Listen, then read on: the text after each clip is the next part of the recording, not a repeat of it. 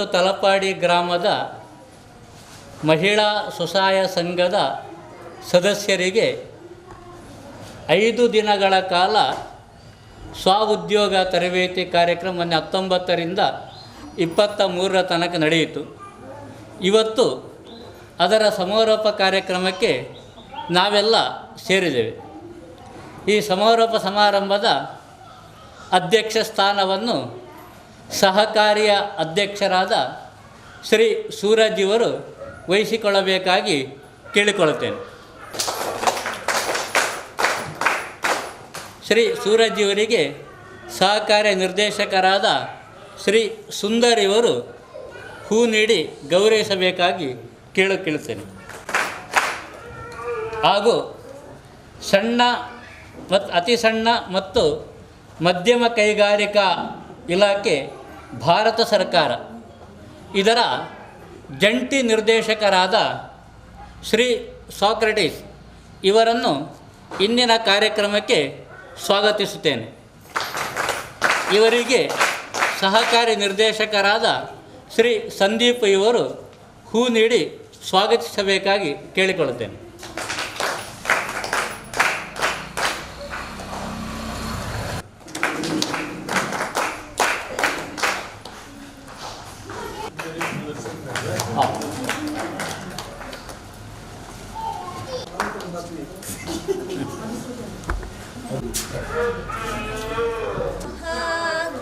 ಗಣಪತಿಂ ಮನಸಾ ಸ್ಮರಾಮಿ ಮಹಾಗಣಪತಿಂ ಮನಸಾ ಸ್ಮರಾಮಿ ಮಹಾಗಣಪತಿಂ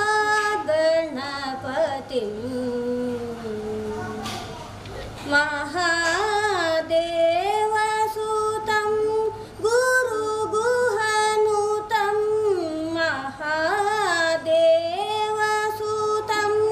ಗುರುಗುಹನುತಂ ಮಾರಕೋಟಿ ಪ್ರಕಾಶಂ ಶಾಂತಂ ಮಹಾಕಾವ್ಯನಾಟಕಾದಿಪ್ರಿಯಂ ಮೂಷಿಕವಾಹನಮೋದಕಪ್ರಿಯಂ ಮಹಾಕಾವ್ಯನಾಟಕಾದಿಪ್ರಿಯಂ ಮೂಷಿಕವಾಹನಮೋದಕಪ್ರಿಯಂ ಮಹಾಗಣಪತಿಂ ಮನಸಾ ಸ್ಮರಾಮಿ ಮಹಾಗಣಪತಿಂ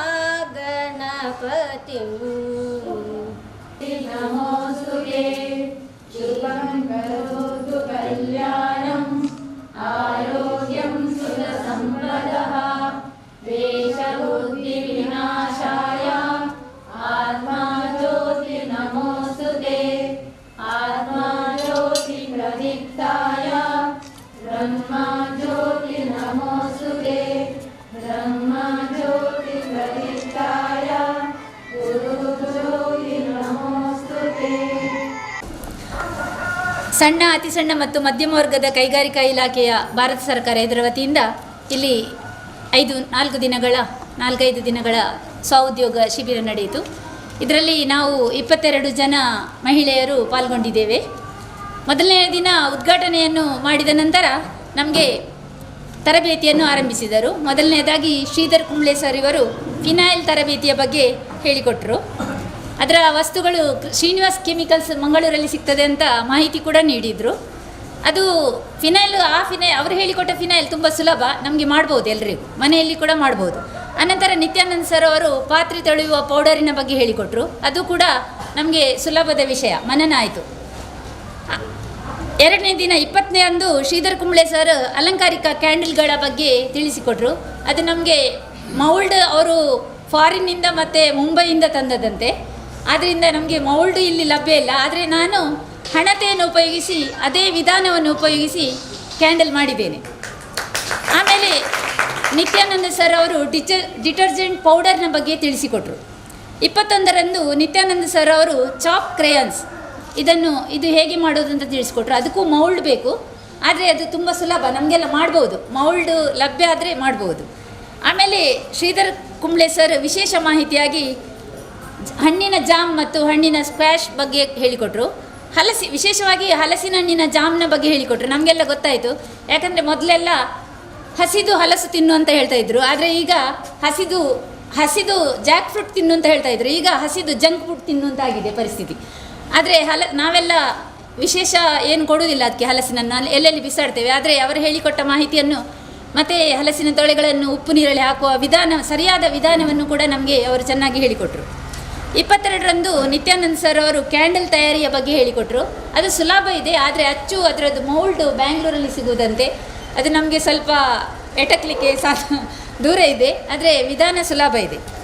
ಆಮೇಲೆ liquid detergent ಬಗ್ಗೆ ಹೇಳಿದರು. ಅದು ಆರಂಭದಲ್ಲಿ ನಮಗೆ ಕಬ್ಬಿಣದ ಕಡಲೆಕಾಯಿ ಅಂತೆ, ಅದಕ್ಕೆ ಪೇಪರನ್ನು ಅದ್ದುವುದು ತೆಗೆಯುವುದು ಅದು ಇದು ಅಂತ ತುಂಬ ಅದರಲ್ಲಿ ತುಂಬ ಮೆಥಡ್ ಇತ್ತು. ನಮಗೆ ಸಾಧಾರಣವಾಗಿ ಅದು ಹೋಗಲಿಲ್ಲ. ಆದರೆ ಅವರು ಹೇಳಿದರು ಮಾಡಿ ನಾಳೆ ನೋಡಿ ಅದು ಜೇನುತುಪ್ಪದಾಗಿ ಇರ್ತದೆ ಅಂತ. ಹಾಗೆ ನಾವು ಮರುದಿನ ಬಂದು ನೋಡುವಾಗ ನಮಗೆ ಅದು ದ್ರಾವಣವನ್ನು ನೋಡುವಾಗ ತುಂಬ ಖುಷಿಯಾಯಿತು. ಯಾಕಂದರೆ ನಾವು ಎಲ್ಲ ಕಲರ್ ಯೂಸ್ ಮಾಡಿ ಜೇನುತುಪ್ಪದಂಥ ದ್ರಾವಣ ಮರುದಿನ ಆಗಿತ್ತು. ಇದು ನೋಡುವಾಗ ತುಂಬ ಖುಷಿಯಾಯಿತು ನಮಗೆ. ಆಮೇಲೆ ಲಿಕ್ವಿಡ್ ಸಾಬೂನು ದ್ರಾವಣದ ಬಗ್ಗೆ ಶ್ರೀಧರ್ ಕುಂಬ್ಳೆಯವರು ಸುಲಭ ವಿಧಾನದಲ್ಲಿ ಹೇಳಿಕೊಟ್ರು. ಅಂದರೆ ಎಲ್ಲ ಬಟ್ಟೆಗಳಿಗೆ ಪಾತ್ರೆಗಳಿಗೆ ಅದನ್ನೆಲ್ಲ ಉಪಯೋಗಿಸ್ಬೋದು. ಅದು ತುಂಬ ಸುಲಭವಾಗಿತ್ತು ನಮಗೆ. ಆಮೇಲೆ 23ರಂದು ನಮ್ಮ ವಿಶೇಷ ಆಹ್ವಾನದ ಮೇರೆಗೆ ಜಮುನಾ ಜನಸೇವಾ ಸಮಿತಿ ಕಾರ್ಯಕರ್ತರು ಬಂದು ದೀಪದ ಬತ್ತಿಯ ಬಗ್ಗೆ ಹೇಳಿಕೊಟ್ರು. ಅಂದರೆ ನಾವು ಜಿತಣ್ಣನ ಹತ್ರ ಹೇಳಿದ್ವು ದೀಪದ ಬತ್ತಿ ಬಗ್ಗೆ ಹೇಳಬೇಕು ಅಂತ, ಅದಕ್ಕೆ ಅವರನ್ನು ಕಳಿಸಿದರು. ಅವರು ಸದಾಶಿವ ಕಡಂಬಾರ್ ಮತ್ತು ಶ್ರೀಮತಿ ಸರಿತಾ ದಿನೇಶ್ ಇವರು ಬಂದು ಹತ್ತಿಯಿಂದ ಬತ್ತಿ ಹೇಗೆ ಮಾಡುವುದಂತ ಹೇಳಿಕೊಟ್ರು. ಆಮೇಲೆ ನಿತ್ಯಾನಂದ ಸರ್ ಅವರು ಬ್ಲ್ಯಾಕ್ ಫಿನೈಲ್ ಹೇಗೆ ಮಾಡೋದು ಅಂತ ಹೇಳಿಕೊಟ್ರು. ಆಸ್ಪತ್ರೆಗಳಲ್ಲಿ ಎಲ್ಲ ಉಪಯೋಗಿಸುವ ಬ್ಲ್ಯಾಕ್ ಫಿನೈಲ್ ಮಾಡಲು ಸುಲಭ ಇದೆ, ಕೆಲವೆಲ್ಲ ಕೆಮಿಕಲ್ಸ್ ಉಪಯೋಗಿಸಬೇಕು, ಆದರೂ ನಮಗೆ ಅದು ಸರಿ ಗೊತ್ತಾಯಿತು ಹೇಗೆ ಮಾಡ್ಬೋದು ಅಂತೇಳಿ. ಆಮೇಲೆ ಡಿಟರ್ಜೆಂಟ್ ಕೇಕ್ ತಯಾರಿ ಬಗ್ಗೆ ಹೇಳಿಕೊಟ್ರು. ಆದರೆ ಅದು ಅಷ್ಟು ಚೆನ್ನಾಗಿ ಬರಲಿಲ್ಲ. ಡಿಟರ್ಜೆಂಟ್ ಕೇಕ್ ಅದು ಅಂಟು ಬರಲಿಲ್ಲ. ನಾವು ಅದನ್ನು ಇದರಲ್ಲಿ ಇದು ಮಾಡಿ ನೋಡಿ ಇದಿಷ್ಟು ಇದು ಮಾಡಿದ್ದೇವೆ. ಅದು ಪೌಡರ್ ಹಾಗೆ ಇತ್ತು, ಅದನ್ನು ಹೀಗೆ ಫಿಕ್ಸ್ ಮಾಡಿ ಇಟ್ಟಿದ್ದೇವೆ ಇವತ್ತು. ಆಮೇಲೆ ಶ್ರೀಧರ್ ಕುಂಬ್ಳೆ ಸರ್ ನಮಗೆ ಆಗಾಗ ವಿಶೇಷ ಮಾಹಿತಿಗಳನ್ನು, ಅವರು ಅನುಭವದ ಭಂಡಾರ, ಅವರು ಹೆಚ್ಚಿನ ಅಂಶ ಎಲ್ಲ ಅನುಭವ ಇದೆ. ಅವರು ಆಗಾಗ ನಮಗೆ ಟಿಪ್ಸ್ ಕೊಡ್ತಾಯಿದ್ರು. ಕೆಲವು ಸುಲಭದ ಲೆಕ್ಕಗಳನ್ನು ಹೇಳಿಕೊಟ್ರು, ಮತ್ತು ಕೆಲವು ಒಗಟುಗಳನ್ನು ಬಿಡಿಸಲಿಕ್ಕೆ ಹೇಳಿಕೊಟ್ರು. ಹಾಗೆ ವಿಶೇಷವಾದ ಕೆಲವೆಲ್ಲ ಮಾಹಿತಿಗಳನ್ನು ಕೊಟ್ಟರು. ಇದರಿಂದ ಈ 5 ದಿನಗಳಲ್ಲಿ ನಾವು ಎಲ್ಲ ಮಾಹಿತಿಗಳನ್ನು ಚೆನ್ನಾಗಿ ಪಡ್ಕೊಂಡಿದ್ದೇವೆ. ಕೆಲವೊಂದು ನಮಗೆ ಮಾಡಬಹುದು, ಕ್ಯಾಂಡಲ್, ಅಲಂಕಾರಿಕ ಕ್ಯಾಂಡಲ್ ಚಾಕ್. ಆದರೆ ಅದರ ಮೌಲ್ಡು ನಮಗೆ ದಯವಿಟ್ಟು ನೀವು ಅಧಿಕಾರಿಗಳು ಅದರ ಮೌಲ್ಡು ನಮಗೆ ಮಂಗಳೂರಲ್ಲೇ ಲಭಿಸುವ ಹಾಗೆ ಏನಾದರೂ ಮಾಡಿದರೆ ನಾವು ಅದನ್ನು ಖಂಡಿತ ಮನೆಯಲ್ಲಿ ಮಾಡ್ತೇವೆ. ಫಿನೈಲ್ ಅಂತೂ ಮಾಡ್ತೇವೆ, ನಮ್ಮ ಉಪಯೋಗಕ್ಕಾದರೂ ಮಾಡ್ತೇವೆ. ಸದಸ್ಯರುಗಳಿಗೆ ಹಾಗೂ ಕೇಶವ ಶಿಶು ಮಂದಿರದ ಪದಾಧಿಕಾರಿಗಳಿಗೂ ವಂದಿಸುತ್ತಾ, ಕಳೆದ ವಾರ ಇಲ್ಲಿ ನಡೆದ 5 ದಿನ ನಮ್ಮ ಮಾಹಿತಿ ಉದ್ಯೋಗದ ಬಗ್ಗೆ ಮಾಹಿತಿ ಪಡೆದಿರ್ತೇವೆ. ಅದರ ಬಗ್ಗೆ ನನ್ನ ಅನಿಸಿಕೆ ಅಂತ ಹೇಳಲಿಕ್ಕೆ ಸ್ವಲ್ಪ ಇಚ್ಛಿಸ್ತೇನೆ. ಮೊದಲನೇದಾಗಿ ಕಲಿಕೆಗೆ ಯಾವುದೇ ವಯಸ್ಸಿಲ್ಲ ಅಂತ ಇಲ್ಲಿ ಗೊತ್ತಾಯಿತು ನನಗೆ. 30 ವರ್ಷದಿಂದ 60 ವರ್ಷದ ಒಳಗಿನ ಎಲ್ಲರೂ ಇಲ್ಲಿ ಬಂದು ಮಾಡಬಹುದು, ಕಲಿಬಹುದು ಅಂತ ಒಂದು ತೋರಿಸಿಕೊಟ್ಟಿದ್ದಾರೆ. ಅದನ್ನು ನಮಗೆ ಪ್ರಾಯೋಗಿಕವಾಗಿ ಶ್ರೀಧರ್ ಕುಂಬ್ಳೆ ಹಾಗೂ ನಿತ್ಯಾನಂದ ಇವರು ಬಹಳ ತಾಳ್ಮೆಯಿಂದ, ಹೆಂಗಸರು ಹೇಳಿದರೆ ಚೂರು ಅವರಿಗೆ ಗೊತ್ತುಂಟು, ಎಷ್ಟು ಸಲ ಹೇಳಿದ್ದಾರೆ ನಮಗೆ, ಸ್ವಲ್ಪ ಸುಮ್ಮನೆ ಹಾಗೆ ತುಂಬ ತಾಳ್ಮೆಯಿಂದ ನಮಗೆ ಅವರು ಪ್ರಾಯೋಗಿಕವಾಗಿ ನಮ್ಮಲ್ಲೇ ಕೆಲವೊಂದು ಮಾಡಿಸಿದ್ದಾರೆ. ಅವರಿಗೆ ತುಂಬ ಕೃತಜ್ಞತೆಗಳು. ಹಾಗೆ ಇದರಲ್ಲಿ ಕೆಲವೊಂದನ್ನು ನಾವು ವೈಯಕ್ತಿಕವಾಗಿ ಮಾಡ್ಬೋದು, ಕೆಲವೊಂದು ನಮ್ಮ ಗುಂಪಿನಲ್ಲಿ ಒಟ್ಟಾಗಿ ಮಾಡ್ಬೋದು ಅಂತ ನನ್ನ ಅನಿಸಿಕೆ. ಅದಲ್ಲದೆ ನಾವು ಯಾವುದೇ ಒಂದು ವಿಷಯ ಕಲಿಬೇಕಾದರೆ ಅಲ್ಲಿಯ ವಾತಾವರಣವೂ ಅಷ್ಟೇ ಪ್ರಾಮುಖ್ಯತೆ. ಇಲ್ಲಿನ ಈ ಕೇಶವ ಶಿಶು ಮಂದಿರದ ಎಲ್ಲ ಮಹಿಳಾ ಮಂಡಳಿಗಳು ಅಥವಾ ಸದಸ್ಯರಾಗಲಿ ಪದಾಧಿಕಾರಿಗಳು ಅಥವಾ ಇಲ್ಲಿಯ ಪ್ಲೇಸ್ ಸರೌಂಡಿಂಗ್ಸ್ ಆಗಿ ತುಂಬಾ ಒಂದು ಶಾಂತ ರೀತಿಯಲ್ಲಿ ನಮಗೆ ಕಲಿಕೆಗೆ ಪ್ರೋತ್ಸಾಹ ಸಾಗಿದೆ. ಮಾಡಲಿಕ್ಕೂ ತುಂಬ ಖುಷಿ ಆಯಿತು ಇಲ್ಲಿ. ಅದಲ್ಲದೆ ಮತ್ತೆ ಇಷ್ಟು ಹೇಳಿ ನನಗೆ ಇಲ್ಲಿ ಅವಕಾಶ ಮಾಡಿಕೊಟ್ಟದಕ್ಕೆ ತುಂಬ ಧನ್ಯವಾದ. ಸಂಘವು ಸೇರಿದು ಈ ಇಡೆಮುಟ್ಟ ಬತ್ತ ಈ ಶಿಶು ಮಂದಿರ ಬರ್ತದ ಒಂಜಿ ತಿಳುವಳಿಕೆ ಕಲಿತೆ ಮಾತ ಎಂಕಲೆಗ್ ಮುಲ್ಪ ಕಲ್ಪದ ಕೊರಿಯರು ಬೊಕ್ಕ ಎಂಕಲ್ನ ಕಜೆತ್ತಾರು ಎಂಕ್ಲೆ ಮಾತಾ ಬಗೆಟ್ಲೆ ಎಂಕ್ಲೆಗ್ ಒಂಚೂರು ಸಹಕಾರ ತಂದಿಲ್ಲೇರು ಆರ್ಲೆ ಎಂಕ್ಲೆಗ್ ಒಂಚೂರು ಬರೋಡು ನಿಕ್ಕಲು ಮಾತಾ ಸಂಘದಕ್ಕಲು ಬರೋಡು ಬತ್ತದ ನಮ್ಮ ಶಿಶು ಮಂದಿರೋದು ಇಂಚಿನ ಕಾರ್ಯಕ್ರಮ ಉಂಡು ಆಯ್ಕೆ ಬತ್ತದು ನಿಕ್ಕಲು ಒಂಚೂರು ಸಂಘದಕ್ಕಲು ನಮ್ಮ ಬಗೆಟ್ಟು ಮಲ್ಪುಗ ಬಂದು ಈ ನೆಟ್ಟು ಬತ್ತ ಕಲ್ಪಾಯಿರು ಅಂಚೆ ಬತ್ತದ ಎಂಕಲ್ಲ ಸ್ವಸಹಾಯ ಸಂಘದ ನೆನಪು ಶಕ್ತಿ ಜಿತೇಂದ್ರ ಅಣ್ಣೆ ಎಂಗೆಲ್ಲ ಸಂಘದ ಬಗ್ಗೆ ಇಟ್ಲ ಬರ್ತದಾಗಲೇ ಯಾರಲ್ಲ ಒಂಚೂರು ತೊಂದರೆ ಮಾಹಿತಿ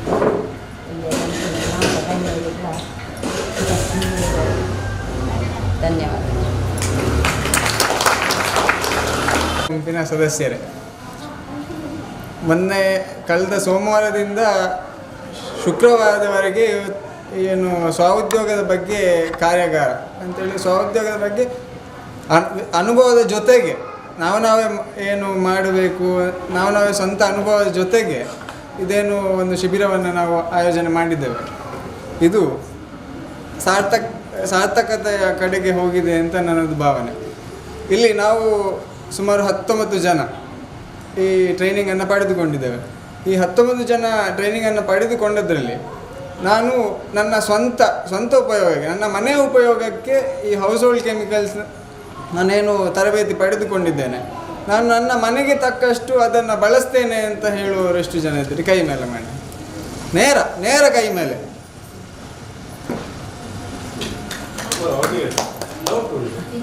ಇಲ್ಲ, ನಮ್ಮ ಮನೆಗೆ ಬಳಸಿಕೊಳ್ಬೋದು.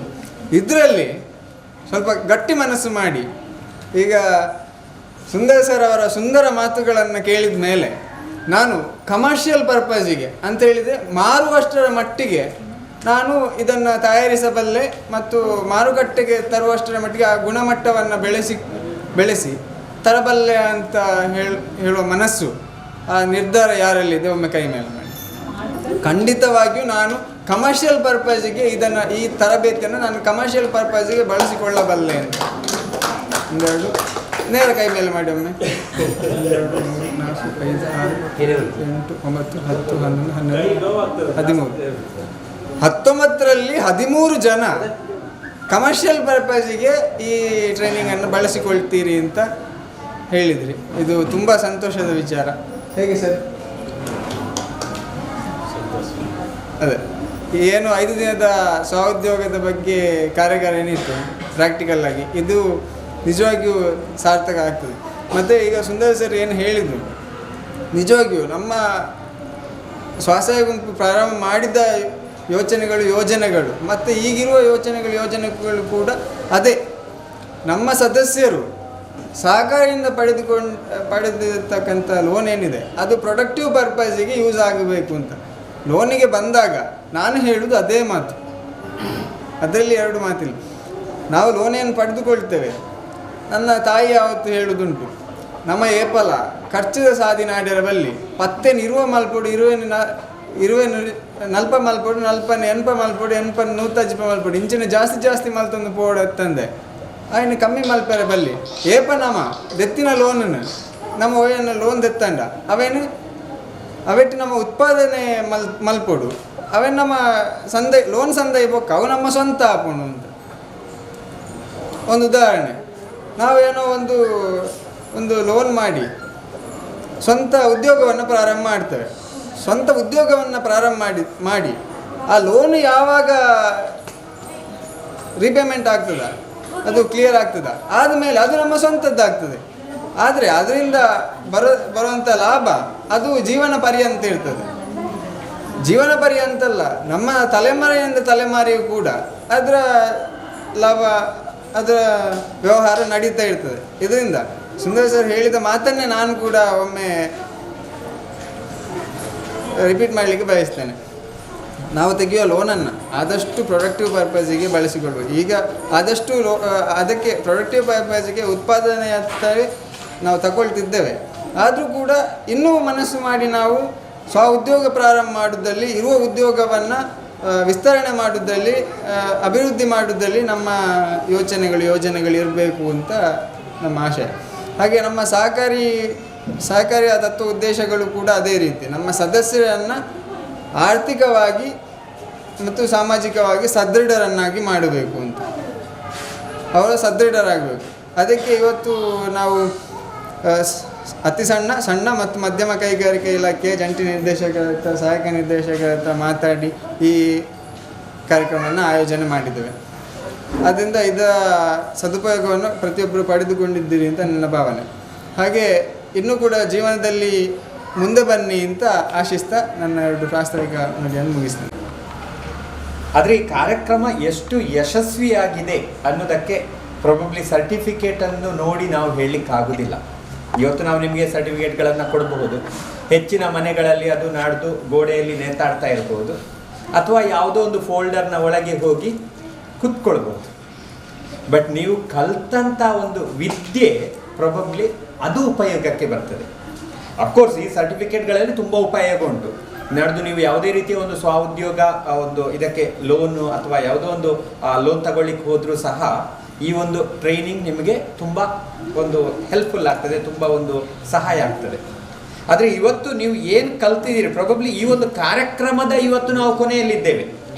5 ದಿವಸಗಳ ನಮ್ಮ ತರಬೇತಿ ಏನಿತ್ತು ಆ ತರಬೇತಿಯನ್ನು ಮುಗಿಸಿ ಇವತ್ತು ನಾವು ನಿಮಗೆ ಒಂದು ಪ್ರಮಾಣ ಪತ್ರಗಳನ್ನು ಕೊಡ್ತೇವೆ. ಪ್ರಮಾಣ ಪತ್ರಗಳನ್ನು ಕೊಡುವ ದಿವಸ ಈ ಒಂದು ಕಾರ್ಯಕ್ರಮದ ಕೊನೆ.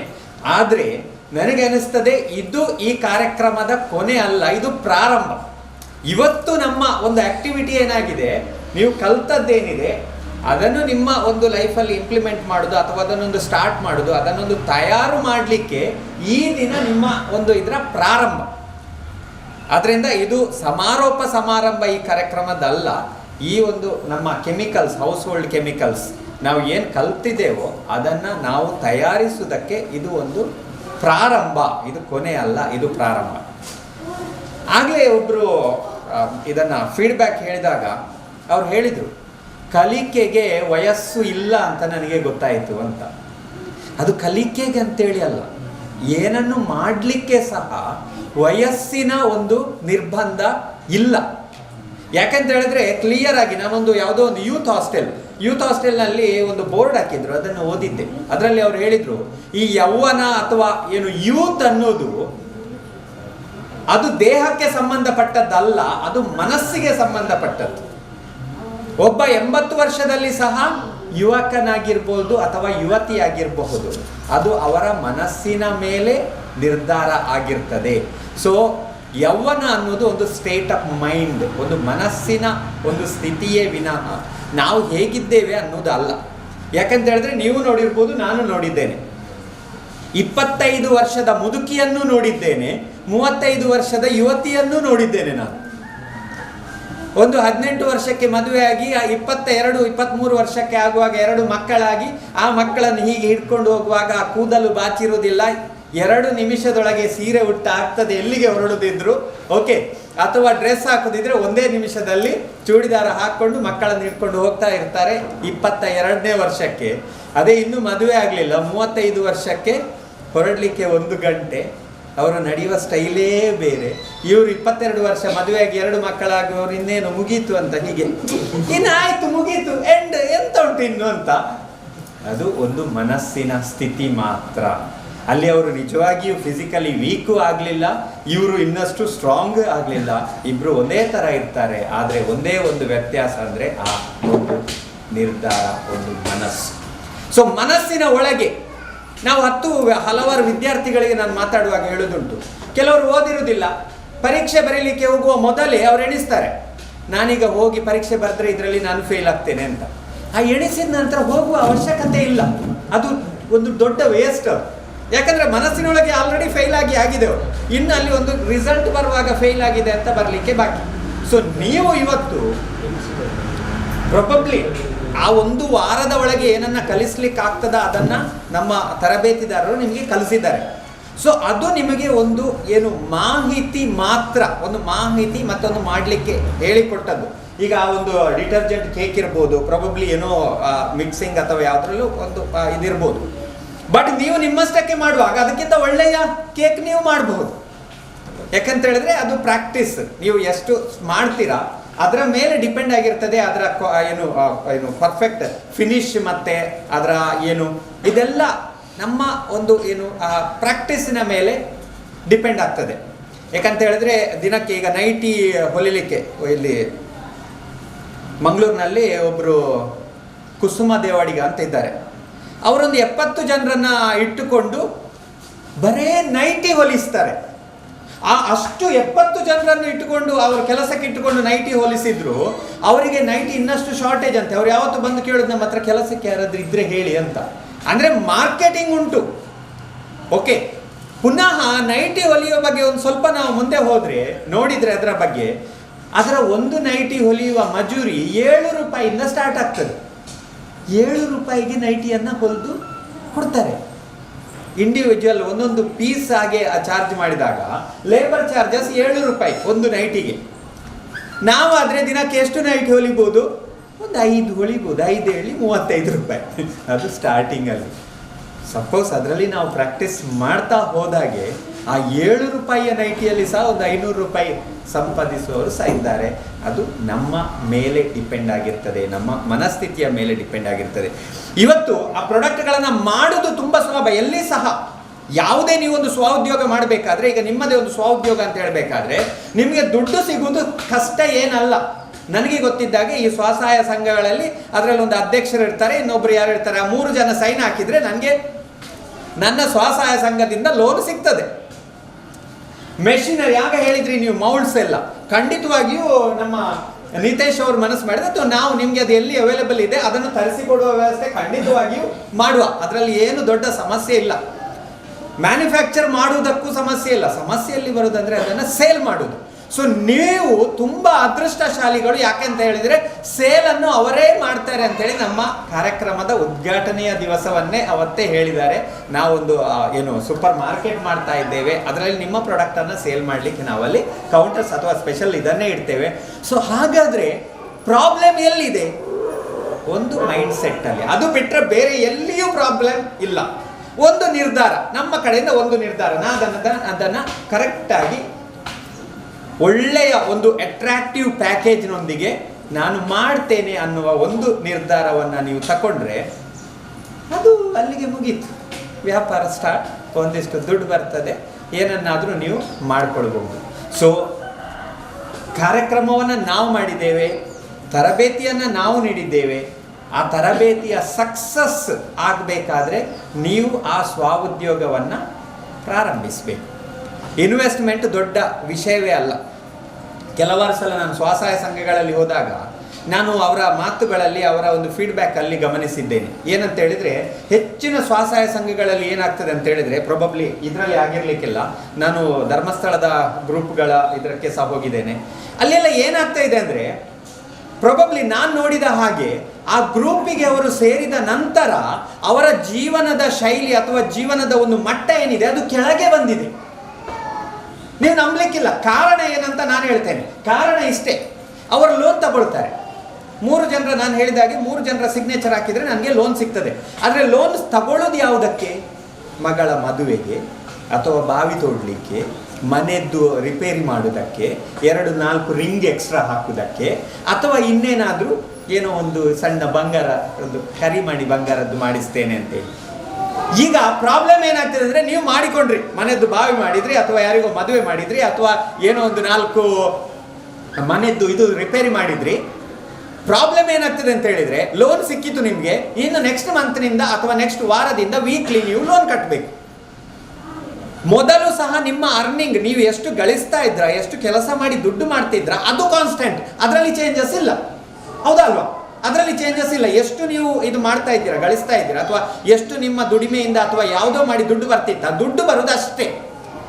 ಅದರಲ್ಲಿ ಮೊದಲು ಅದನ್ನೆಲ್ಲ ನಾವೇ ಖರ್ಚು ಮಾಡ್ಕೊಳ್ತಿದ್ದೀವಿ. ಈಗ ಏನಂತ ಹೇಳಿದ್ರೆ ಅದರಲ್ಲಿ ಇಷ್ಟು ಅಂತ ವಾರಕ್ಕೆ ಕಟ್ಟಲಿಕ್ಕಿರ್ತದೆ. ಸೊ ಫೈನಾನ್ಷಿಯಲಿ ನಮ್ಮ ಪೊಸಿಷನ್ ಏನಾಗ್ತದೆ ಅಂದರೆ, ನಾವು ಇನ್ನಷ್ಟು ಸ್ವಲ್ಪ ಕಷ್ಟದಲ್ಲಿರ್ತೇವೆ. ಅಫ್ಕೋರ್ಸ್ ಮನೆ ರಿಪೇರಿ ಮಾಡಿರ್ಬೋದು, ಬಟ್ ಅದರಲ್ಲಿ ಏನಾದರೂ ಆದಾಯ ಬರ್ತದಾ? ಇಲ್ಲ.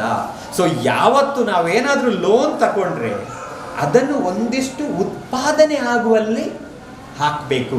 ಆಗ ಮಾತ್ರ ಏನೋ ಒಂದು ಸ್ವಲ್ಪ ಬದಲಾವಣೆ ಆಗ್ತದೆ, ನಮಗೊಂದು ಎಕ್ಸ್ಟ್ರಾ ಇನ್ಕಮ್ ಬರ್ತದೆ, ಸ್ವಲ್ಪ ಆದಾಯ ಜಾಸ್ತಿ ಬರ್ತದೆ. ಆಗ ಲೋನನ್ನು ನಾವು ಕಟ್ಟುವುದು ನಮಗೆ ಕಷ್ಟ ಆಗುವುದಿಲ್ಲ. ಸೊ ಅದರಿಂದ ಲೋನ್ ನಿಮಗೆ ಬೇಕಾದಷ್ಟು ಸಿಗ್ತದೆ, ಅದನ್ನು ಬೇಕಾದಲ್ಲಿ ಇನ್ವೆಸ್ಟ್ ಮಾಡಿ, ಅದರಲ್ಲಿ ಒಂದಿಷ್ಟು ರಿಟರ್ನ್ಸ್, ಅದರಲ್ಲಿ ಒಂದಿಷ್ಟು ಹಣ ವಾಪಸ್ ಬರುವಾಗ ಇನ್ವೆಸ್ಟ್ ಮಾಡಿ. ಬೇಕಾದರೆ ಲೋನ್ ಸಿಗ್ತದೆ, 4 ತೆಂಗಿನ ಮರ ನೆಡಿ, ಪರವಾಗಿಲ್ಲ. ಅಟ್ಲೀಸ್ಟ್ ಒಂದು 5 ವರ್ಷದ ನಂತರ ಒಂದಿಷ್ಟು ತೆಂಗಿನಕಾಯಿ ಆಗ್ಬೋದು, ಅಥವಾ 2 ದನ, ರಿಟರ್ನ್ಸ್ ಬರ್ತದೆ. ಬಟ್ ನಾವು ಆ ಡೆಡ್ ಇನ್ವೆಸ್ಟ್ಮೆಂಟ್ ಏನಿದೆ ಅದರಲ್ಲಿ ಇನ್ವೆಸ್ಟ್ ಮಾಡಿದಾಗ ನಮ್ಮ ಲಿವಿಂಗ್ ಸ್ಟೈಲ್ ಮತ್ತಷ್ಟು ಹಿಂದೆ ಹೋಗ್ತದೆ. ಅಫ್ಕೋರ್ಸ್ ಸೆಲ್ಫ್ ಹೆಲ್ಪ್ ಗ್ರೂಪ್ಗೆ ಬಂದ ನಂತರ ಒಂದಂತೂ 2-3 ವಿಷಯವನ್ನಂತೂ ಜನರು ತುಂಬ ಚೊಕ್ಕವಾಗಿ ಕಲ್ತಿದ್ದಾರೆ. ಅದೇನೆಂದರೆ, ಸ್ವಾಗತ ಮಾಡೋದು, ಧನ್ಯವಾದ ಹೇಳೋದು. ಇದನ್ನು ನಾವು ಕರೆಕ್ಟಾಗಿ ಮಾಡ್ತೇವೆ. ಓಕೆ, ಕರೆಕ್ಟಾಗಿ ಮಾಡ್ತೇವೆ. ಅದರ ಜೊತೆಗೆ ಒಂದಿಷ್ಟು ಇನ್ವೆಸ್ಟ್ ಮಾಡಿ ನಮಗೊಂದಿಷ್ಟು ಹಣ ಬರುವ ಹಾಗೆ ನೀವು ಮಾಡಿದರೆ ಖಂಡಿತವಾಗಿಯೂ ಜೀವನ ತುಂಬ ಸುಂದರವಾಗಿರ್ತದೆ. ಈ ಒಂದು ಕಾರ್ಯಕ್ರಮ ನಿಮ್ಮಲ್ಲಿ ಆ ಬದಲಾವಣೆಯನ್ನು ತರಲಿ. ಸ್ವಲ್ಪ ನಿಮ್ಮ ಆಲೋಚನಾ ಶಕ್ತಿಯಲ್ಲಿ ಇನ್ವೆಸ್ಟ್ಮೆಂಟ್ ಮತ್ತು ರಿಟರ್ನ್ಸ್ ಎಲ್ಲಿ ಹಣ ಹಾಕ್ತೇವೋ ಅದರಲ್ಲಿ ಸ್ವಲ್ಪ ಆದಾಯ ಬರುವ ದೃಷ್ಟಿಯಲ್ಲಿ ನೀವು ಆಲೋಚನೆ ಮಾಡಿ. ನಮ್ಮ ಸಹಕಾರ, ನಮ್ಮ ಸಪೋರ್ಟ್ ನಿಮಗೆ ಯಾವಾಗ ಬೇಕಾದರೂ ಇದೆ. ಪ್ರಾಬಬ್ಲಿ ನಿತ್ಯಾನಂದ ಅವರು ಟ್ರೈನಿಂಗ್ ಟೈಮಲ್ಲಿ ನಿಮಗೆ ನಂಬರ್ ಕೊಟ್ಟಿರ್ಬೋದು ನಮ್ಮದು, ಅಥವಾ ಖಂಡಿತವಾಗಿಯೂ ನಮ್ಮ ಕೋಆರ್ಡಿನೇಟರ್ ಹತ್ರ ನಂಬರ್ ಇದೆ. ಸೊ ನೀವು ಯಾವಾಗ ಬೇಕಾದರೂ ನಮಗೆ ಕಾಲ್ ಮಾಡ್ಬೋದು, ನಮ್ಮ ಆಫೀಸಿಗೆ ಕರೆ ಮಾಡ್ಬೋದು, ಯಾವ ಮಾಹಿತಿಗೋಸ್ಕರ ಸಹ ನೀವು ಕಾಲ್ ಮಾಡಬಹುದು. ಸೊ ನಿಮ್ಮ ಜೊತೆಗೆ ನಾವಿದ್ದೇವೆ ಅಂತ ನಮ್ಮ ಉಪನಿರ್ದೇಶಕರ ಪರವಾಗಿ ಹೇಳ್ತಾ ನಾನು 2 ಮಾತುಗಳನ್ನು ಮುಗಿಸ್ತಾ ಇದ್ದೇನೆ. Thank you. ಶ್ರೀಮತಿ ಸವಿತಾ ಸಂಜಯ್ ಕುಮಾರ್, ಶ್ರೀಮತಿ ಸುಮತಿ ಭಾಸ್ಕರ್, ಶ್ರೀಮತಿ ರಜನಿ, ಶ್ರೀಮತಿ ಅನಿತಾ, ಶ್ರೀಮತಿ ಬಬಿತಾ, ಶ್ರೀಮತಿ ದೇವಕಿ ನಾರಾಯಣ, ಶ್ರೀಮತಿ ಅರಿಣಾಕ್ಷಿ ತಿಮ್ಮಪ್ಪ,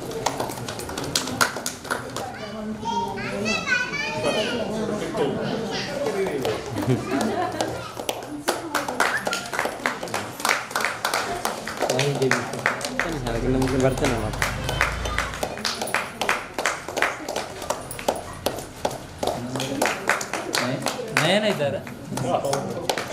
ನಿರ್ದೇಶಕರ ಶ್ರೀ ಸಾಕ್ರಟೀಸ್ ಇವರು ನಮ್ಮನ್ನು ಉದ್ದೇಶ 2 ಮಾತಾಡಬೇಕಾಗಿ ಕೇಳಿಕೊಳ್ತೀವಿ. 22 ಜನರಲ್ಲಿ ನಾವು ಮಾತಾಡಲಿಕ್ಕೆ ಕರೆದಿದ್ದೀವಿ. ಅದರಲ್ಲಿ 2 ವಾಲಂಟಿಯರಾಗಿ ಬಂದಿದ್ದರು. ಒಬ್ಬರು ಅವರು ವರಿಜಾ ಶೆಟ್ಟಿ ಅವರು ಒಳ್ಳೆದಾಗಿ ಮಾತಾಡಿದರು. ನಿಜವಾಗಿ ಒಂದು ಟೀಚರಾಗಿ ಅವ್ರು ಮಾತಾಡಿದರು. ಒಂದು ಡೇಟ್ ವೈಸ್ ಅಂದರೆ ಯಾವಾಗ ನಾವು ಸ್ಟಾರ್ಟ್ ಮಾಡಿದ್ದೀವಿ, ಯಾವ ದಿವಸ ಏನೇನು ಹೇಳಿಕೊಟ್ರು, ಇನ್ ಬಿಟ್ವೀನ್ ನಾವು ಏನು ಸೇರಿಸ್ಲೇವೋ ಅದು ಕೂಡ ಕೆಲವು ವಿಷಯ ಹೇಳಿಕೊಟ್ಟಿದ್ದಾರೆ. ಅದು ಕೂಡ ನೀವು ಹೇಳಿದ್ರು, ಒಳ್ಳೆದಾಯಿತು, ಖುಷಿ ಆಯಿತು. ಅಂದರೆ ಒಂದು ಕನ್ಸ್ಟ್ರಕ್ಟಿವ್ ಆಗಿ, ಅಂದರೆ ವಿಷಯ ನಮಗೆ ಏನು ಬೇಕು ಅದು ಆಯಿತಾ ಇಲ್ಲವಾ ಅದು ಹೇಳೋ ಒಂದು ಕ್ವಾಲಿಟಿ, ಅದು ಅವ್ರು ಖಂಡಿತವಾಗಿ ಹೇಳಿದರು. ಇವರು ಮೇಡಮ್, ನಿಮ್ಮ ಹೆಸರು ಮೇಡಮ್ ವೀಣಾ, ಇವ್ರದ್ದು ಮಾತಾಡೋದು ಸ್ಟೈಲ್ ಕಂಪ್ಲೀಟ್ ಒಂದು ಲೀಡರ್ಶಿಪ್ ಆಗಿ ಅಂತ ಹೇಳಿದ್ರೆ ವಾತಾವರಣ ಒಳ್ಳೆ ಇತ್ತು. ಅದರ ಕಲೀಲಿಕ್ಕೆ ಏನು ಏಜ್ ಲಿಮಿಟ್ ಇಲ್ಲ, ಅದ್ರ ಯಾರು ಬೇಕಾದ್ರೆ ಕಲಿಬೋದು, ಓನ್ಲಿ ನಮಗೆ ಇಚ್ಛೆ ಇಂಟ್ರೆಸ್ಟ್ ಇರಬೇಕಂತೇಳಿ. ಸೊ ಹಾಗೆ ಕೆಲವರು ಒಂದು ಗುಣಮಟ್ಟದಲ್ಲಿ ನೋಡಿ, ಎಷ್ಟು ಒಂದೇ ಗ್ರೂಪಲ್ಲಿ 2 ಮಾಸ್ಟರ್ ಹೇಳಿಕೊಟ್ರು. ಇದೇ ವಾತಾವರಣ, ಎಲ್ಲರಿಗೂ ಒಂದೇ ವಾತಾವರಣ, ಎಲ್ಲರೂ ಮನೆಯಲ್ಲಿ ಮಕ್ಕಳು ಬೇರೆ ಮನೆ ಕೆಲಸ. ಬಟ್ ಇಲ್ಲಿ ಬಂದ ಮೇಲೆ ಒಬ್ಬರದ್ದು ಒಂದು ಅಪ್ರೋಚ್ ಅಂತ ಹೇಳ್ತೀವಲ್ಲ, ಒಂದು ವಿಷಯ ನೋಡೋ ರೀತಿ ನೋಡಿ ಎಷ್ಟು ಅದು ಡಿಫರ್ ಆಗ್ತಂದೇಳಿ.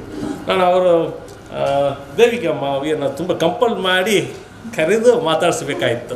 ಈಗ ನಾನು ಇವತ್ತು ಬರೋ ಟೈಮಲ್ಲಿ ನಾನು ಅಂದ್ಕೊಂಡಿದ್ದೆ ಅವರೇ ಫಸ್ಟಲ್ಲಿ ಮಾತಾಡ್ತಾರಂತೇಳಿ ಹಾಗೆ. ಬಟ್ ನಿಮಗೆ ಮನಸ್ಸಲ್ಲಿ ಒಂದು ವಿಷಯ ಇದ್ದರೂ ಕೂಡ ಹೇಳಲಿಕ್ಕೆ ನಮಗೆ ಒಂದು ಸಂಕೋಚ, ಒಂದು ನಾಚಿಕೆ ಗುಣ, ಅಥವಾ ನಾವು ಏನು ಹೇಳೋದು ಸರಿ ಹೇಳ್ತೀವೋ ತಪ್ಪು ಹೇಳ್ತೀವಿ ಅನ್ನೋದು ನಾವೇ ಕಡಿಮೆ ಆಗಿ ಇದು ಮಾಡ್ಕೊಳ್ತೀವಿ. ಇದೆಲ್ಲ ಇದ್ದರೆ ಒಂದು ಬಿಸ್ನೆಸ್ ಅಂದರೆ ನಾವು ಮುಂದೆ ಹೋಗ್ಲಿಕ್ಕೆ ಆಗೋದಿಲ್ಲ. ಮೇಯ್ನಾಗಿ ನಮ್ಮ ಮನೆ ಒಂದು 4 ಗೋಡೆ ಒಳಗಡೆ ನಾವು ಏನು ಮಾತಾಡ್ತೀವೋ ಅದು 4 ಗೋಡೆ ಒಳಗಡೆ ಬಂದ ಮೇಲೆ ಕೂಡ ಅದೇ ಮಾತಾಡಿದ್ರೆ ಮಾತ್ರ ನಮ್ಮ ಸ್ವಯರೂಪ ಇರ್ತದೆ. ಆ ಸ್ವಯರೂಪ ಇದ್ದರೆ ಮಾತ್ರ ಒಂದು ಬಿಸ್ನೆಸ್ಸಲ್ಲಿ ನಾವು ಏನೋ ಒಂದು ಮಾಡಲಿಕ್ಕೆ ಅಚೀವ್ ಮಾಡಲಿಕ್ಕೆ ಆಗ್ತದೆ. ಅದು ಫಸ್ಟ್ ಒಂದು ವಿಷಯ ತಿಳ್ಕೊಳ್ಬೇಕು. ಇಲ್ಲಿ ನಾನು ಫಸ್ಟ್ ಬಂದು ನೋಡಿದೆ, ಎಷ್ಟು ಐಟಮ್ ಹೇಳಿ ಕೊಟ್ಟಿದ್ದಾರೆ ಅಂತಂದರೆ, ಎಷ್ಟು ಐಟಮ್ 7, 8 ಐಟಮ್ಸ್, 9 ಐಟಮಲ್ಲಿ. ಸೊ 9 ಐಟಮಲ್ಲಿ ನನಗೆ ಗೊತ್ತಾಯಿತು ಅವರು ಪರ್ಪಸ್ ಆಗಿ ಜನರಿಗೆ ನೋಡಿದ ಮೇಲೆ ಒಂದು 4-5 ಒಂದು ಮೂಗು ತಿಂದಿದ್ರೆ 4-5 ವೆರೈಟಿ ಇರ್ಬೋದು. ಬಟ್ ನಮ್ಮದೇ ತಗೊಳ್ಬೇಕಾಗಿದ್ರೆ ಅದು ಸ್ವಲ್ಪ ನೋಡಲಿಕ್ಕೆ ಸ್ವಲ್ಪ ಸಂದೇಹ ಇರಬೇಕು ಏನೋ ಒಂದು ರೀತಿಯಲ್ಲಿ, ಅದು ತುಂಬ ಇಂಪಾರ್ಟೆಂಟ್. ಸೊ ನಾವು ಹೇಳಿಕೊಡೋದು ಇದು ಒಂದು ಸುಂದರ್ ಸರ್ ಹೇಳಿದಾಗಿ ಇದು ಒಂದು ಬಿಗಿನಿಂಗ್ ಮಾತ್ರ, ಇದೇ ಒಂದು ಲಾಸ್ಟಲ್ಲಿ ಎಲ್ಲ ಕಂಪ್ಲೀಟ್ ಇಲ್ಲಿ 100% ನಿಮಗೆ ಹೇಳಿಕೊಟ್ಟಿರೋದಿಲ್ಲ. ಕೆಲವರು ನಮ್ಮ ಟ್ರೈನಿಂಗ್ ತಗೊಂಡವರು ಕೆಲವು ಟೈಮ್ ಬರ್ತಾರೆ ನಿತ್ಯಾನಂದ ಅವ್ರ ಹತ್ರ, ಇದು ಡಿಟರ್ಜೆಂಟ್ ಪೌಡರ್ ಸರ್ ಜಾಸ್ತಿ ನೊರೆ ಬರೋದಿಲ್ಲ ಅಂತೇಳಿ ಬಂದ್ರೆ ಮೊನ್ನೊಬ್ಬರು, ಜಾಸ್ತಿ ನೊರೆ ಬರೋದಿಲ್ಲ ಏನು ಮಾಡಬೇಕಂತೇಳಿ. ಸೊ ಹಾಗೆ ನಾವು ಕಲಿಯಲಿಕ್ಕೆ ಟೈಮಲ್ಲಿ ಒಂದೊಂದು ಐಟಮಲ್ಲಿ ಕೆಲವು ಕೆಮಿಕಲ್ಸ್ ಅವರು ಸೇರಿಸಿರ್ಬೋದು.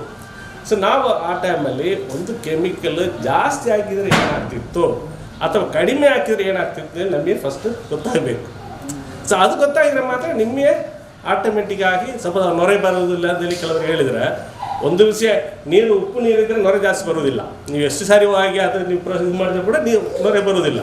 ಆ ಟೈಮಲ್ಲಿ ನಾವೇನು ಮಾಡಲಿಕ್ಕೆ ಆಗೋದಿಲ್ಲ. ಬಟ್ ಕೆಲವು ಟೈಮಲ್ಲಿ ನೊರೆ ಬರೋದಕ್ಕೆ ಏನಾಗ್ತೀವಿ ಅಂತಂದರೆ, ನೊರೆ ಬರೋದಕ್ಕೆ ಏನಾಗ್ತೀವಿ ನಾವು ಸೋಡಿಯಂ ಲಾರೆಲ್ ಸಲ್ಫೇಟ್ ಏನೋ ಒಂದು ಹೇಳ್ತಾರೆ ನೋಡಿ, ನನಗೆ ಅರ್ಥ ಆಗೋದಿಲ್ಲ, ನಿಮ್ಗೆ ಅರ್ಥ ಆಗೋದು ಗೊತ್ತಿಲ್ಲ.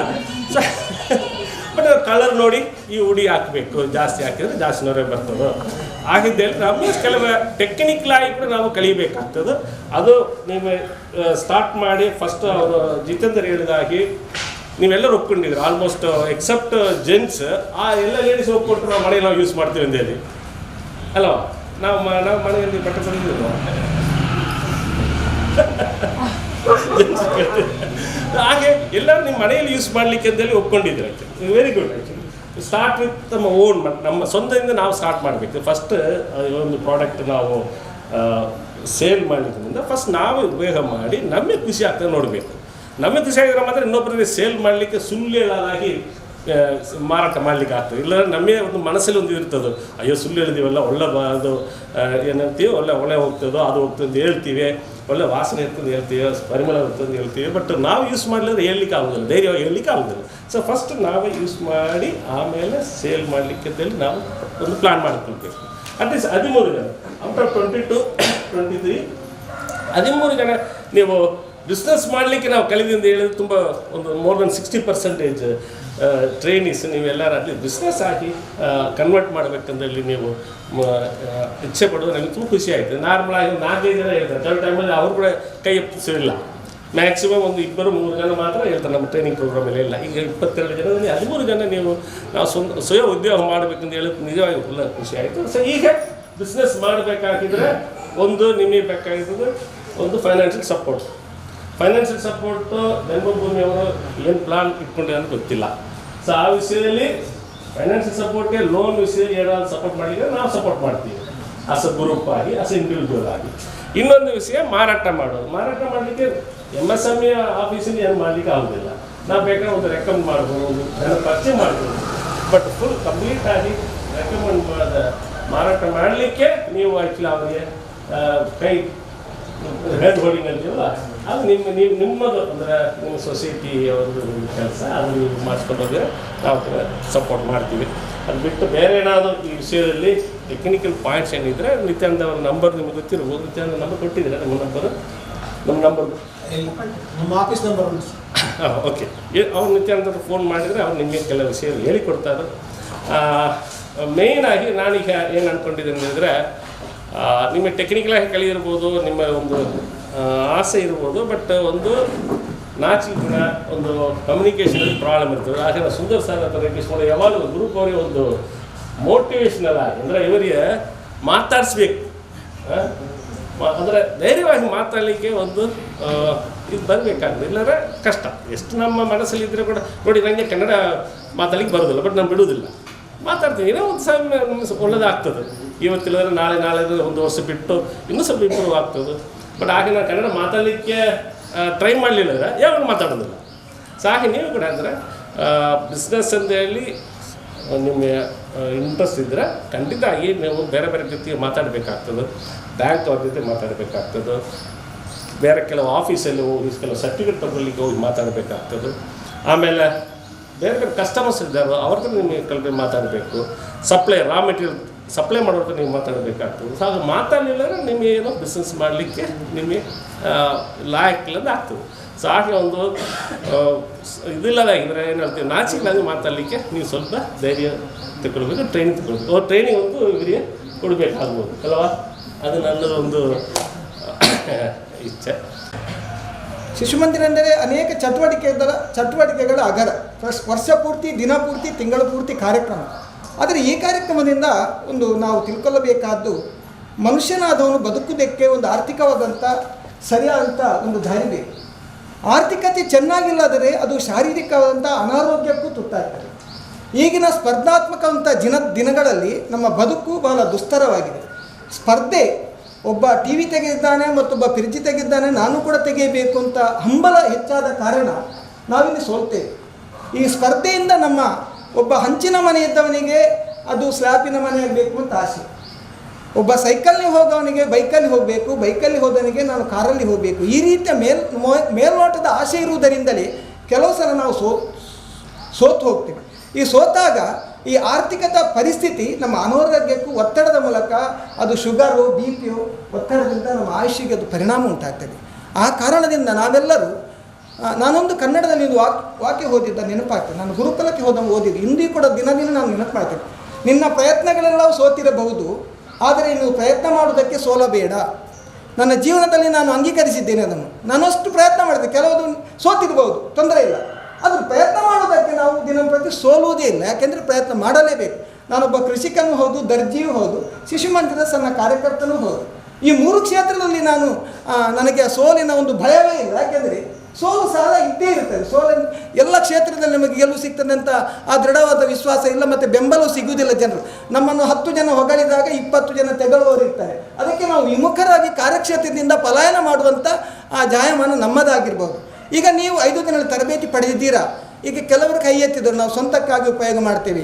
13 ಜನ ನಾವು ಇದನ್ನು ಮಾರುಕಟ್ಟೆಗೆ ವಿತರಿಸುವುದಕ್ಕೂ ಕೂಡ ಸಮರ್ಥರಿದ್ದೇವೆ ಎಂದು ತಿಳಿಸಿದ್ದೀರಿ. ಇದು ನಿಮ್ಮನ್ನು ಒಬ್ಬ ವ್ಯಕ್ತಿಯನ್ನು ರೂಪಿಸುವುದಕ್ಕೆ ಇದು ನಿಮಗೆ ಧೈರ್ಯ ಕೊಟ್ಟಿದೆ. ನೀವು ಯಾವತ್ತೂ ಇದಕ್ಕೆ ಸೋಲ್ಬಾರದು, ಯಾವತ್ತೂ ಈ ಪ್ರಯತ್ನದಲ್ಲಿ ನೀವು ಸೋಲಿರ್ಬೋದು. ವಿಶಾಲಕ್ಕ ವೇದಿಕೆ ಒಂದು ಕಣ್ಣೀರಿಟ್ಟು ನನಗೆ ಅದು ತುಂಬ ಮನಸ್ಸಿಗೆ, ಯಾಕೆಂದರೆ ಅವರ ಜೀವನವೇ ತುಂಬ ಕಷ್ಟ ಪರಿಸ್ಥಿತಿ. ಅವರು ತಲಪಾಡಿ ದುರ್ಗಾಪುರ ಮೇಸರಿ ನಾನು ಕಲಿತಂಥ ಶಾಲೆಗೆ ಅಡಿಗೆ ಮಾಡಲಿಕ್ಕೆ ಹೋಗ್ತಿದ್ದಾರೆ. ಅವರಿಗೆ ಪಾಪ ನಡಿಲಿಕ್ಕೇನೇ ಆಗುವುದಿಲ್ಲ. ಇಂತಹ ಸ್ಥಿತಿಯಲ್ಲಿ ಮನೆಯಲ್ಲಿದ್ದು ಉಪ್ಪಿನಕಾಯಿ ಮಾಡಿ ಆದರೂ ನನ್ನ ಜೀವನವನ್ನು ನಿರ್ವಹಣೆ ಮಾಡ್ತೀನಿ ಅಂತ ವೇದಿಕೆಯಲ್ಲಿ ಅಧಿಕಾರಿಗಳಿಂದ ಹತ್ತುಕೊಂಡ್ರು.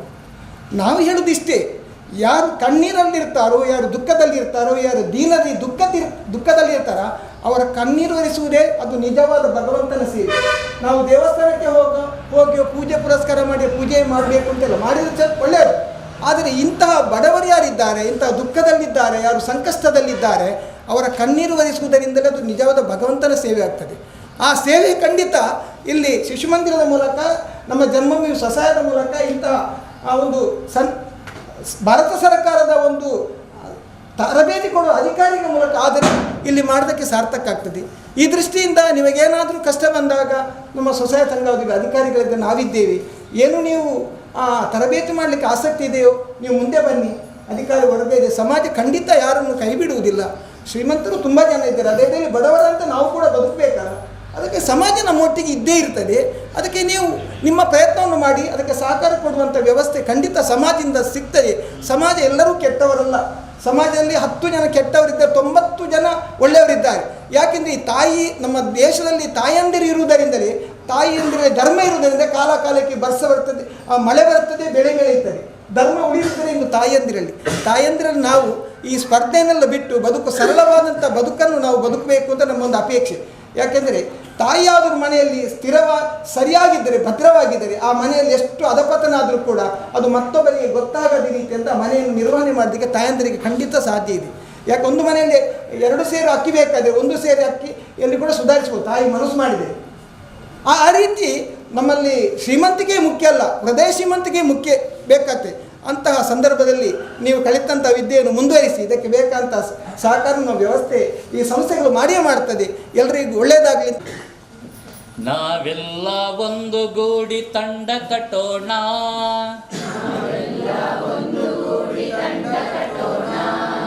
ಗ್ರಾಮದಲ್ಲಿ ರಾಮರಾಜ್ಯ ಕನಸು ಬಿತ್ತೋಣ,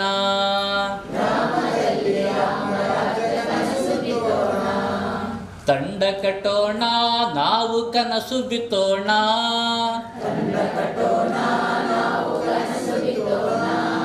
ಸ್ವಾಭಿಮಾನ ಪೂರ್ಣ ಭವ್ಯ ರಾಷ್ಟ್ರ ಕಟ್ಟೋಣ,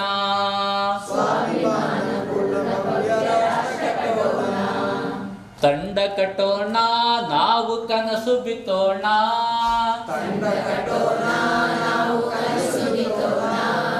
ಸ್ವಾಭಿಮಾನ ಪೂರ್ಣ ಭವ್ಯ ರಾಷ್ಟ್ರ ಕಟ್ಟೋಣ,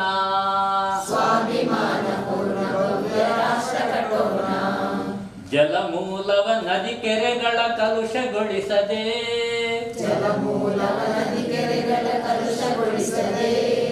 ನೆಲದೊಡತಿಗೆ ಹಸಿರು ಬಣ್ಣದುಡುಗೆ ನೀಡೋಣ,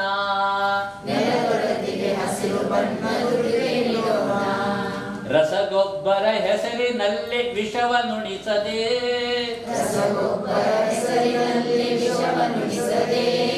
ಸಾವಯವದ ಸ್ವಾವಲಂಬಿ ಕೃಷಿಯ ಮಾಡೋಣ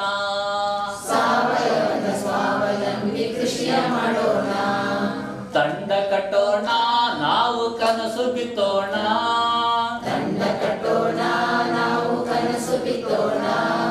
ಸ್ವಾಭಿಮಾನ ಪೂರ್ಣ ಭವ್ಯ ರಾಷ್ಟ್ರ ಕಟ್ಟೋಣ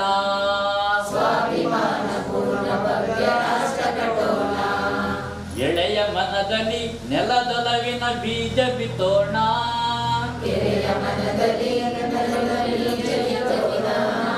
ಯುವ ಜನರಲ್ಲಿ ಛಲ ತುಂಬುತ್ತ ಗೆಲುವ ಗಳಿಸೋಣ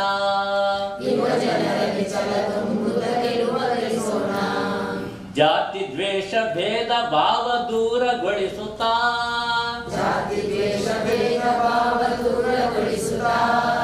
ಬಂಧುತ್ವದ ಸವಿ ಅಮೃತ ಸವಿ ಧಾರೆ ಹರಿಸೋಣ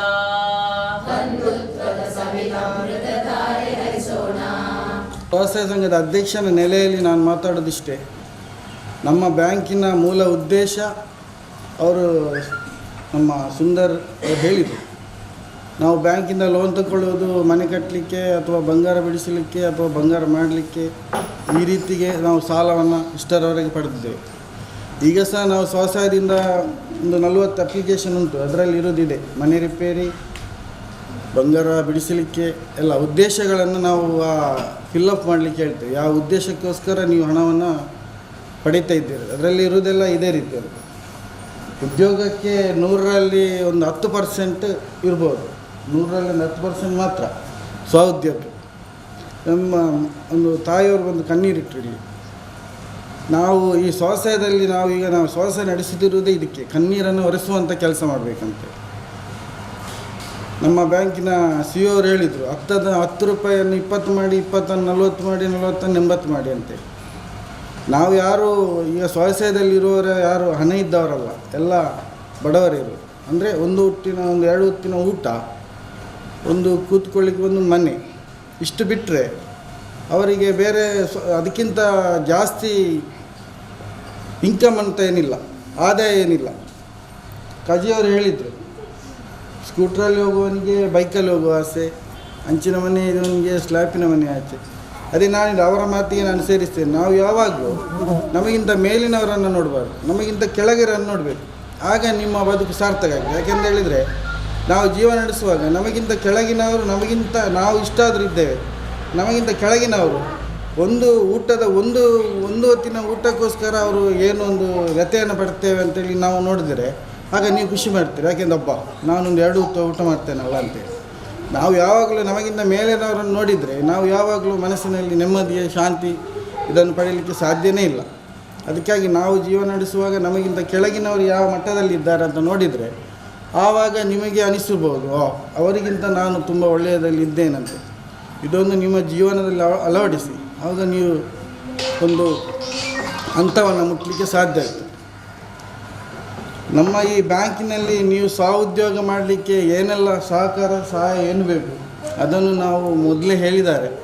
ಇನ್ನು ಜನವರಿ ತಿಂಗಳಲ್ಲಿ ನೀವು ಮಾರುಕಟ್ಟೆಗೆ ಬರುವ ರೀತಿಯಲ್ಲಿ ನಿಮ್ಮ ಉತ್ಪಾದನೆಯನ್ನು ರೆಡಿ ಮಾಡಿ ಇಟ್ಟರೆ ಅದಕ್ಕೆ ಮಾರ್ಕೆಟಿಂಗ್ ಮಾಡೋ ಜವಾಬ್ದಾರಿ ನಮ್ಮದು.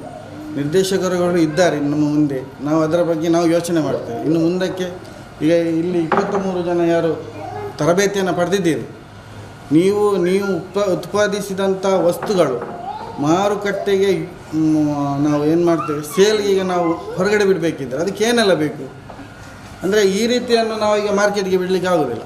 ಇದಕ್ಕೇನಾದರೂ ಒಂದು ಲೇಬಲ್, ಅದಕ್ಕೊಂದು ಹೆಸರು, ಅದಕ್ಕೆ ಬೇಕಾದ ಒಂದು ವ್ಯವಸ್ಥೆ ಇದೆ. ಒಂದು ಆ ರೀತಿಯ ಒಂದು ವ್ಯವಸ್ಥೆಯನ್ನು ಮಾಡಿದರೆ ಅದು ಮಾರ್ಕೆಟಿಂಗ್ ಮಾಡೋ ವ್ಯವಸ್ಥೆಯನ್ನು ನಾವು ಮಾಡ್ತೇವೆ. ಅದಕ್ಕೆ ನೀವೇನಾದರೂ ಬೇಡ. ಮುಂದಕ್ಕೆ ಹೇಳಿದರು ಉಪ್ಪಿನಕಾಯಿ ಬಗ್ಗೆ ನಾವು ತರಬೇತಿಯನ್ನು ನೀಡ್ತೇವೆ ಅಂತೇಳಿ, ಅದಕ್ಕೂ ಸಹ ನಾವು ವ್ಯವಸ್ಥೆಯನ್ನು ಮಾಡ್ತೇವೆ.